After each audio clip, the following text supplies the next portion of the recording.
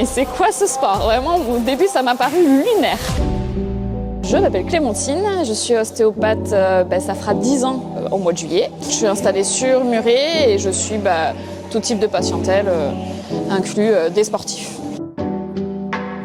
Alors, les premières fois que j'ai entendu parler du CrossFit, ou en tout cas, des personnes ont commencé à en faire autour de moi, c'était mon mari, Jimmy, qui est ici, mais c'était une autre box, il était à Toulouse avec des copains. Alors, je trouvais que c'était un sport de bourrin à l'extrême.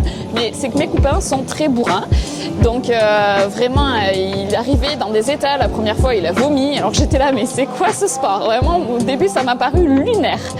Parce qu'en plus, du coup, il devenait de moins en moins souple. Déjà qu'il n'était pas souple, il devenait de moins en moins souple. Alors j'ai eu de gros a priori au départ sur le CrossFit, en tout cas sur la façon dont ça pouvait être pratiqué par certaines personnes.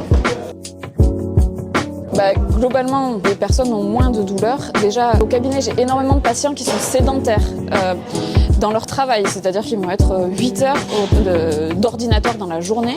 Et en fait, déjà, faire une activité physique, c'est génial. Donc, en plus, le CrossFit qui est complet, du coup, ça leur permet de bouger surtout. Donc, c'est vraiment le fait de rester en santé, mais en santé globale, pas forcément...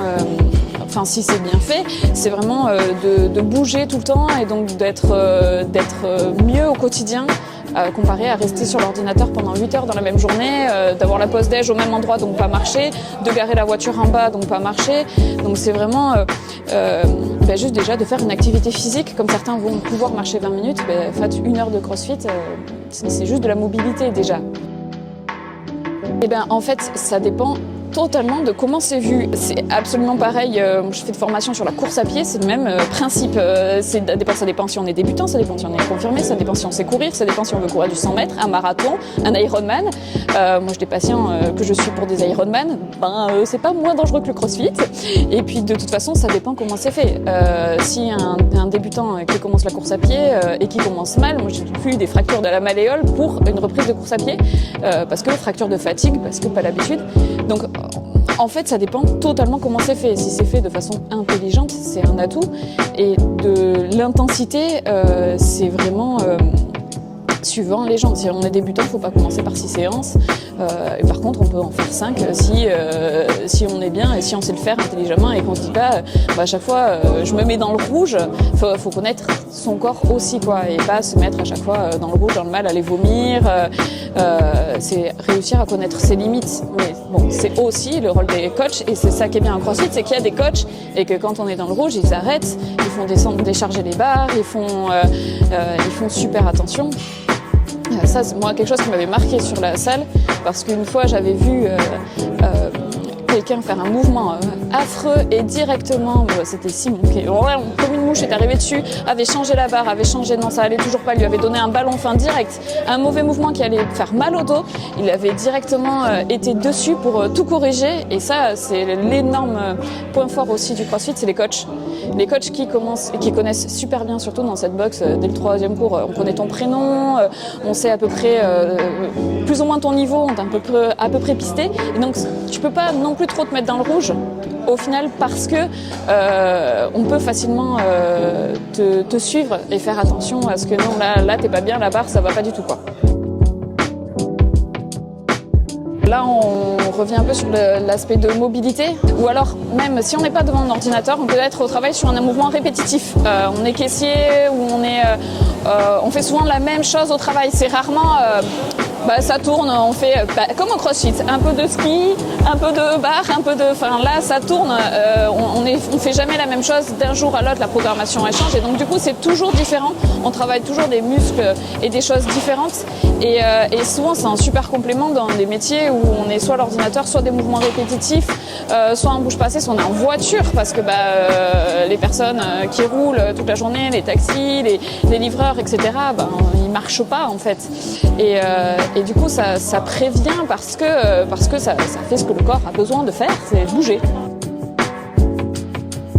D'écouter les coachs, parce que souvent ils savent adapter le mouvement et pas se dire mais le copain il fait ça, le copain ça fait 3 ans qu'il en fait, donc il peut faire ça. Et voilà, d'essayer d'écouter son corps. Le but, et c'est pas facile, c'est de réussir souvent à se surpasser au CrossFit, mais pas se tuer. Donc il faut réussir à trouver cette limite où c'est bénéfique, mais en même temps sans se blesser. Donc c'est aussi être à l'écoute de son corps, et c'est hyper important de toute façon dans tous les sports d'être à l'écoute de son corps et de pas si on sent que le muscle il chauffe, et ben on s'arrête. Si c'est trop dur de courir, ben on fait du vélo et c'est pas grave. Et ce qui est bien, et surtout ici, c'est qu'il n'y a pas de jugement. C'est-à-dire que on ne peut pas courir parce qu'on a du vélo, il n'y a personne qui va dire « Ah, mais pourquoi tu cours pas ?» Ou alors regarde, c'est juste « Pourquoi tu cours pas ?» C'est bienveillant, c'est juste à savoir. Et du coup, c'est ça qui est intéressant, je trouve, sur cette boxe-là et sur le CrossFit en général. Les étirements pour moi au CrossFit sont très importants parce que c'est souvent on va renforcer musculairement, mais il faut vraiment penser à étirer parce que sinon le muscle il réagira pas aussi bien, il sera pas si on tire tout le temps et qu'on vient pas relâcher pour aller chercher ou qu'on cherche trop de la force, en fait après le muscle il sera moins fonctionnel. Donc pour moi c'est hyper important de venir faire des étirements. C'est un peu parce que je racontais au début de mon mari qui était devenu tourette parce qu'en fait les étirements ils en faisaient mais jamais, presque pas de mobilité non plus. Et en fait si on fait pas de mobilité, on peut pas descendre partir en position basse de squat, on peut pas faire des barres, on est très vite limité, etc.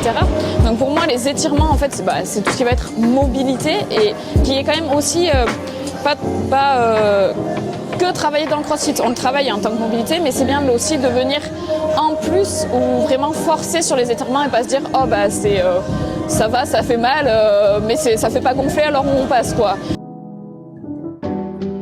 Il faut voir si vraiment la personne n'a jamais fait de sport. Mettons elle n'a jamais fait de sport, elle vient. De toute façon, si elle commence par 2 fois par semaine, voire 3, il faut voir combien de temps elle met assez pour récupérer de ses courbatures parce que souvent ça cloue pendant 2 jours.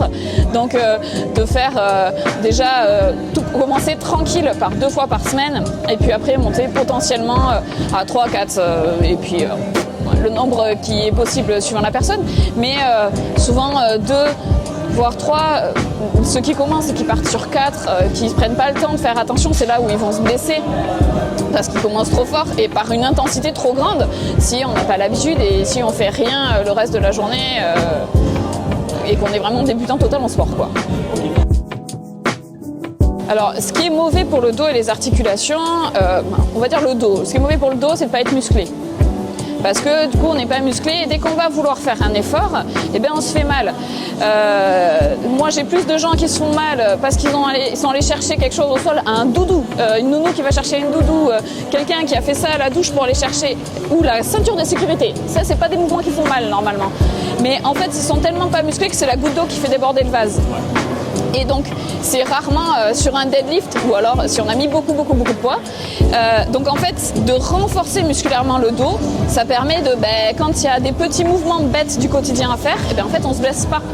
Ou alors on se dit pas je vais faire un déménagement et donc en fait je vais être complètement mort au niveau du dos, je vais devoir mettre une ceinture, etc. Non, on est renforcé au niveau du dos, on sait se tenir, on sait tout gainer et du coup on peut porter des choses en sécurité. En plus on sait ce qu'on peut porter.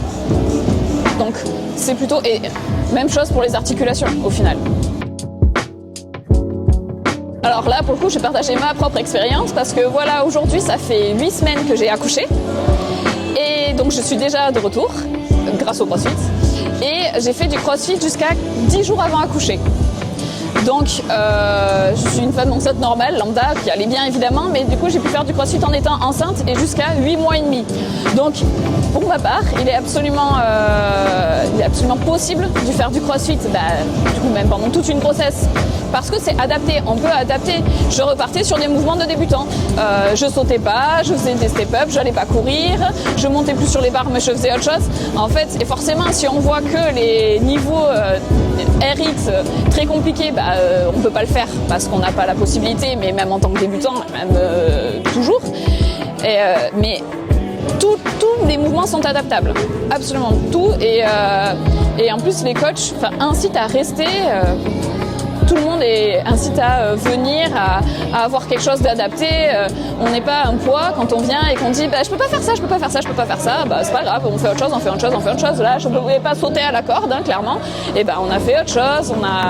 C'est hyper adaptable.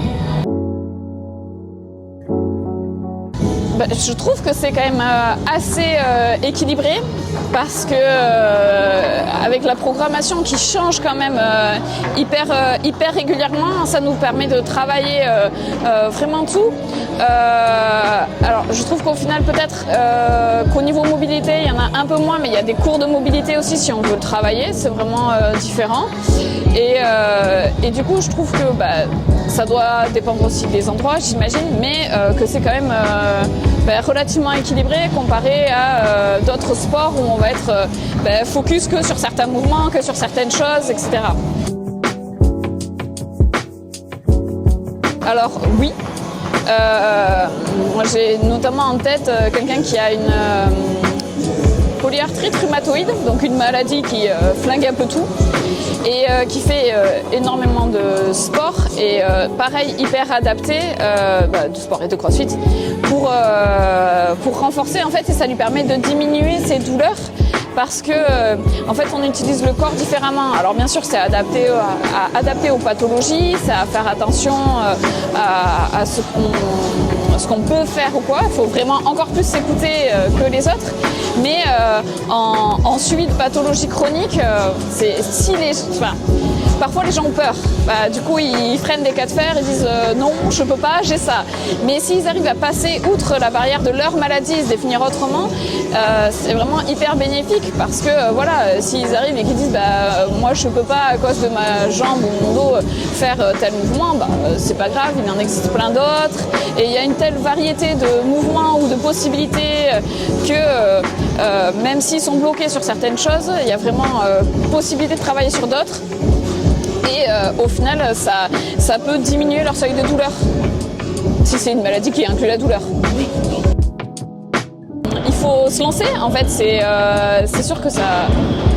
On comprend qu'il y en a qui aient peur, mais ils s'imaginent le crossfit avec des pneus, avec des chaînes ou quoi que ce soit, mais en fait non, on fait des choses normales et hyper adaptées dans la vie de tous les jours. Donc en fait, déjà il faut juste réussir à passer la porte et après de voir l'ambiance et de voir toute la bienveillance en fait des gens et que peu importe son niveau, peu importe son âge, peu importe sa corpulence, ses capacités physiques, il y a une place en fait, il y a toujours une place pour s'améliorer, une place pour, mais ne serait-ce que bouger, rester en santé en fait, il faut bouger pour rester en santé et donc vraiment il faut pas hésiter à se lancer parce que déjà si ça plaît pas c'est pas grave, mais au moins il faut quand même essayer parce que c'est quand même hyper intéressant et hyper complet, donc je pense que adapté tellement à tout le monde que vraiment c'est quelque chose qui se rentre facilement dans un emploi du temps avec des enfants et donc ça peut pas être une excuse et voilà, je pense qu'il faut vraiment essayer de passer le pas, de passer cette porte et après c'est parti pour l'aventure quoi.